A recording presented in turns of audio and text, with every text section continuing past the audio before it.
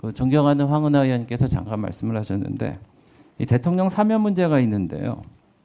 박근혜 정부 때 5,900명, 문재인 정부 때 6,400명, 윤석열 정부 때 1,600명 이렇게 맨 첫 번째 시기에 사면을 했는데 박근혜 정부 때는 취임 이후 338일째, 문재인 정부 때는 234일째, 윤석열 정부 때는 100일째.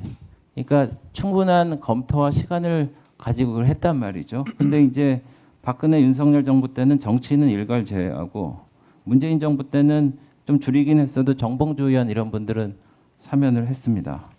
그래서 지금 근데 방금 그 황운하 의원께서 존경하는 황운하 의원께서 조국 전 장관의 사면 문제를 말씀하셨는데 이제 포용의 통합의 범주에는 포함되는 것처럼 이제 국무총리 후보자가 말씀하셨는데 사면은 대통령의 고유 권한이긴 하지만은 국무회의 의결 사항입니다. 국무총리 후보자가 이제 만약에 국무총리가 되면 부의장이 될 텐데 의견을 낼 수 있어요. 그래서 그거에 대해서 제가 어떻게 생각하시는지 좀 궁금하고요. 또 이런 분이 계십니다. 그 대법원에서 7년 8개월을 확정받고 복역 중인 이화영 전 경기도부지사가 이런 글을 올리셨는데 SNS에 감사합니다. 끝까지 싸우겠습니다. 모든 민주시민들과 소중한 자산이자 함께 살아가는 이웃입니다. 시민들이 함께 연대하며 직접 사면 복권을 관철해냅시다. 21대 대통령 취임 국민 통합 내란 종식 특별 사면 복권 서명운동 이런 거 했는데 그래서 꼭 사면을 해주실 것처럼 말씀을 그쪽에 좀 가깝게 말씀을 하셨는데 저는 좀 궁금해서 여쭙니다. 그래서 그게 제 질문이고 다시 한번 말씀드리지만은 이렇게 불성실한 태도와 자료 제출과 증인 제로의 청문회 갖고 저희 보고 하라는 거는 저희를 정말 모욕하는 거예요. 있을 수 없습니다. 그래서 저희가 이제 2차 질문을 마치고 저희가 회의를 할 텐데 자료를 다 내십시오. 네.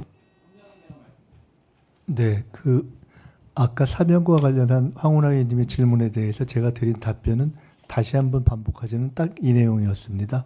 사건별로 어떤 사건은 억울하고 부당하니 사면 복권되어야 한다라는 접근법은 저로서는 개별 사건에 대해서 다 확인되지 않았으니 잘 뭐라고 답하기 어렵다. 두 번째로 그렇지 않다면 어떤 사면을 한 경우에는 가상해서 볼 때 국민통합이라는 접근법이 있지 않을까라고 생각된다.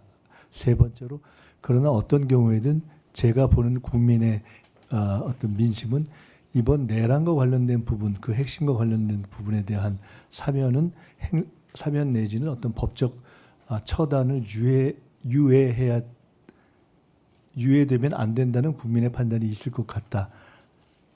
이걸 이렇게 세 가지를 말씀드린 것이고요. 그리고 특정 개인에 대해서는 저는 어떤 경우에 대해서도 가상해서 대통령의 사면권이 행사되지 않았기 때문에 제가 국무위원으로 들어갈지 아닐지도 안 정해져 있는 상황에서 제가 어떤 입장을 그때 표명할 것이다라고 말씀드리는 것은 가정법으로 사용하는 것은 맞지 않는다 이렇게 말씀드렸습니다.